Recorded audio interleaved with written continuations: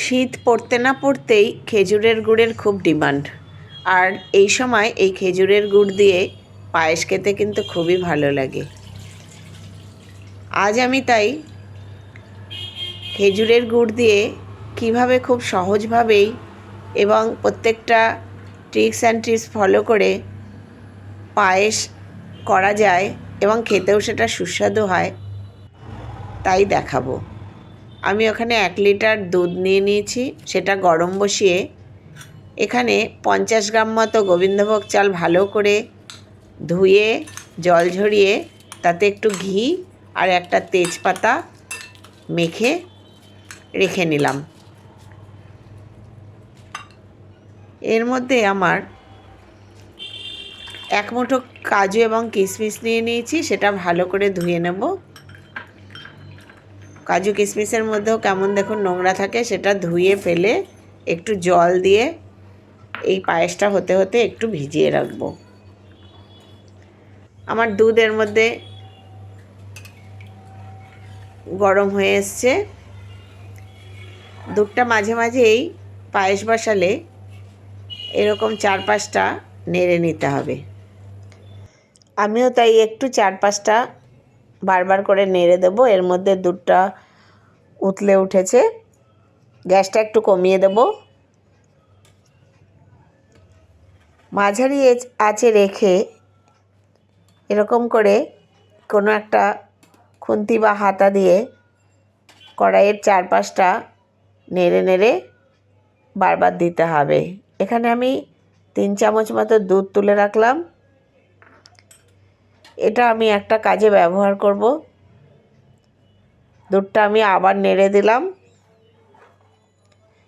আমার tricks follow করে আপনারা যদি পায়েস করেন তাহলে খেতে কিন্তু খুবই ভালো হবে।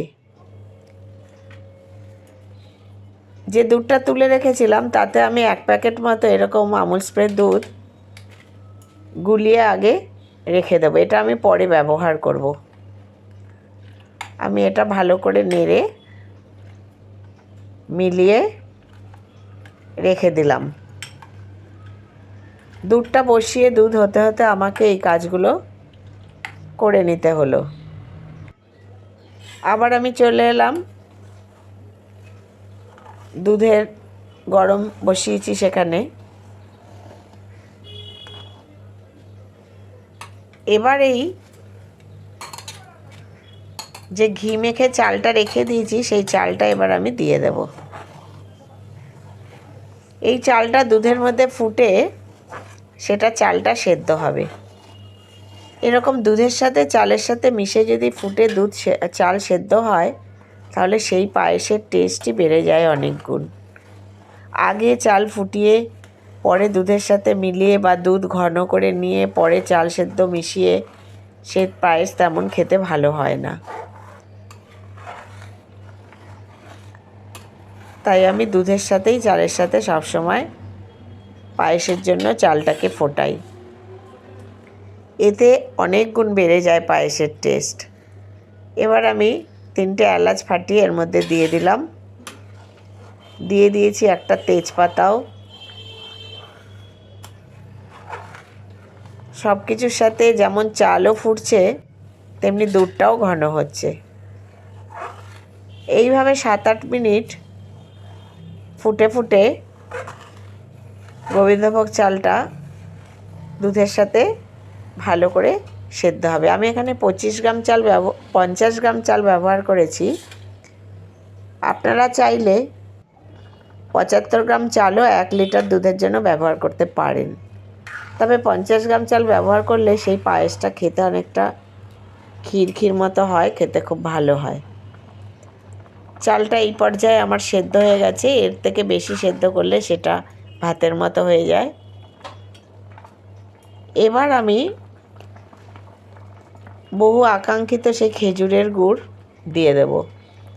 আমার গুড়টা একটু নরম টাইপের, খুব ভালো গুড়।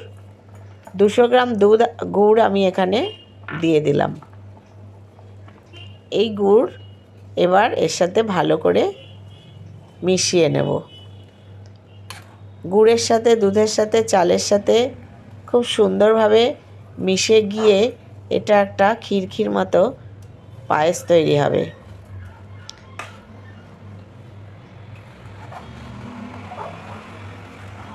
আমি গুড়টাকে ভালো করে মিশিয়ে দিচ্ছি। এই সময় এর ঘনত্বটা একটুখানি কমে যাবে, পাতলা হয়ে যাবে।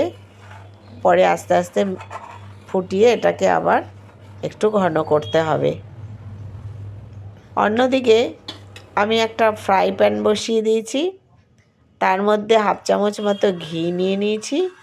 এই ঘিয়ের মধ্যে যে কাজু কিশমিশটা আমি ভিজিয়ে রেখেছিলাম, সেই কাজু কিশমিশটা দিয়ে একটু ভেজে নেব।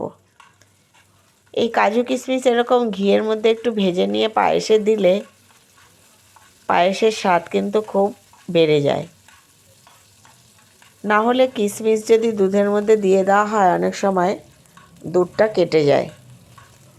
তাই আগে না দিয়ে এরকমভাবে ঘিয়ে একটু ভেজে তুলে রাখলে খেতে বেশ ভালো হয়। এইদিকে আমার পায়েস বেশ ক্ষীর মতো হয়ে গেছে।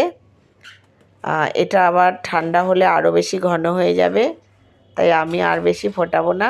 এবার আমি কাজু কিশমিশগুলো মিশিয়ে দেব। কাজু কিশমিশগুলো মিশিয়ে ভালো করে পায়েসের সাথে নেড়ে নেব। আর যে দুধটা আমি গুলে রেখেছিলাম, গুঁড়ো দুধটা, সেই দুধটাও এখন মিশিয়ে দেব। আর দিয়ে দেব একদম 1 চিমটি পরিমাণ লবণ। এতে এই স্বাদটা ব্যালেন্স হবে, খেতে খুব সুন্দর হবে। আমার আজকের রেসিপি যদি আপনাদের ভালো লাগে তাহলে প্লিজ লাইক, কমেন্ট, শেয়ার করবেন, সাবস্ক্রাইব করে আমার পাশে থাকবেন। সকলকে ধন্যবাদ জানিয়ে আজকের আমার রেসিপি এখানেই শেষ।